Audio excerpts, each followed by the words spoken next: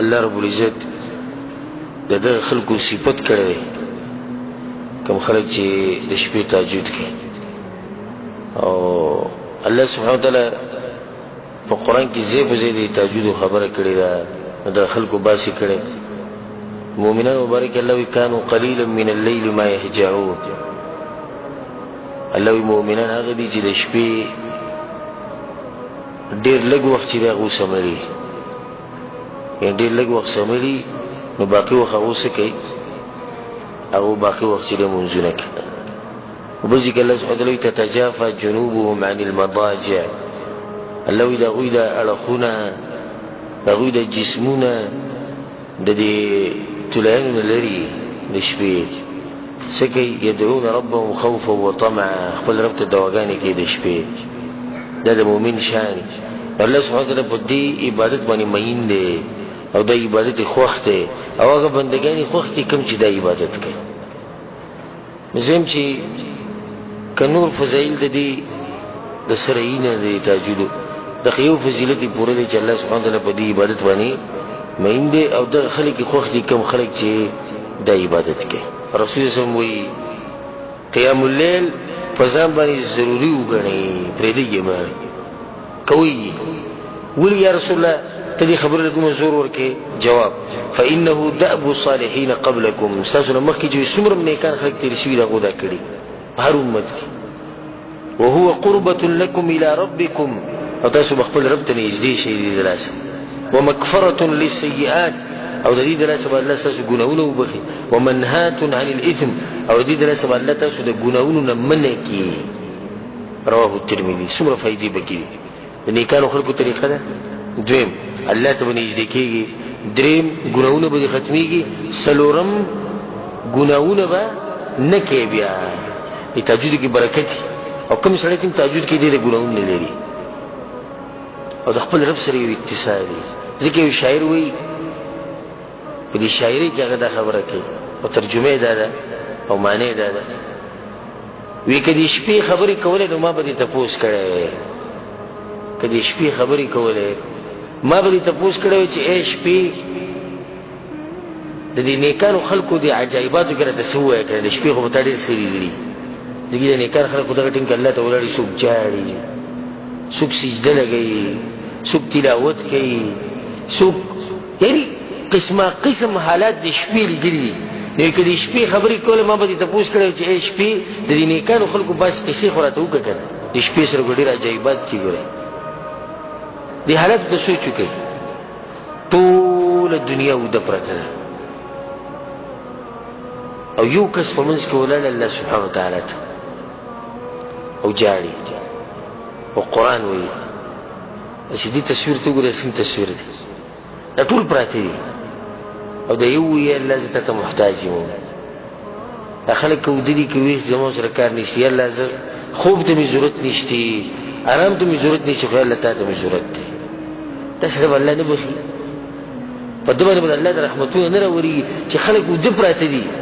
ټول دنیا پارام شي خو دې نه پارام کی یعنی که پارام شي وینا زموږ دنیا سره څه کار دنیا کې پارام کی نکی زه پارام شوی نه زه خاله پارام کیږم چې کله خپل رب سره رابطه وساتم دا خاص رابطه ټیم ده درې کسان دي چې الله کله او ته ګوري نو وخاندي رب العالمین خاندي او دې خاندي لکه څنګه چې داغه د شان سره خای الله اکبر حقیقي صفت ده تسوق دي چې الله سبحانه وتعالى او ته ګوري نو خاندي الرجل اذا قام بالليل يصلي شپې چې کله وسره الله تعالی موږ کوي الله چې ته وګوري وخاندي چې دا بنده په مسوره مې دي رفاسیدل ټول خلک د پردي د ماته ولاړ او چې کله رب العالمین وخاندي سو سخله چې دې خندانه بعد په دې سړي عذاب راولي دې خندانه بعد بخزانی را رواني کنه دې خندانه بعد برکتونه را رواني بخانی را رواني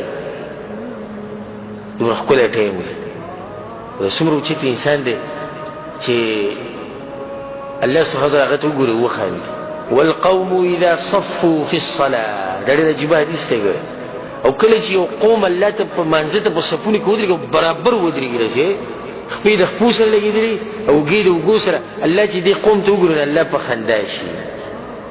چې څنګه قوم دې ماته څومره په ادب او په احترام کې ولاړ. والقوم اذا صفوا في قتال العدو، کله چې یو قوم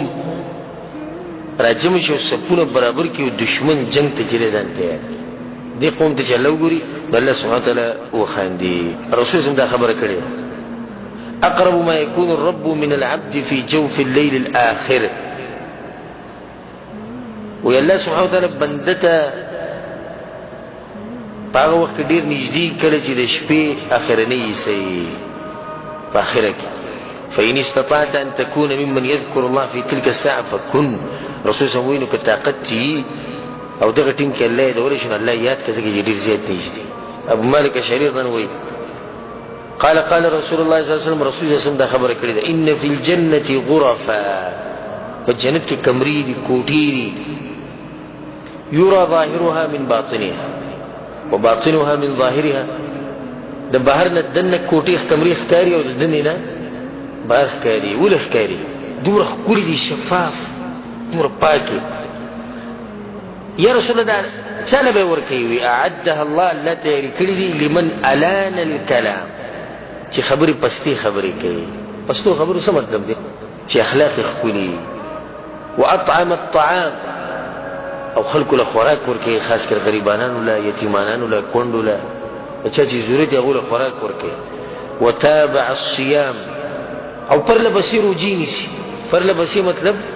چې کله د رمضان میاشت ختم شي نو په هغې پسې بیا نورې روجې هم نیسي، دا نه چې صرف دغه یو میاشت د ناستې او دغه روجې نیسي. وصلى بالليل والناس نيام، او د شپې مونځ کوي او خلک ویده پراته دي. دې سړي ته به الله دا کمرې ورکوي چې د شپې مونځ کوي او خلک ویده پراته. والناس نيام، او ټوله دنیا ویده پراته، خو دې نه ویده کېږي. ولې نه ویده کېږي؟ د څه شي راپاڅولی؟ تتجافى جنوبهم عن المضاجع،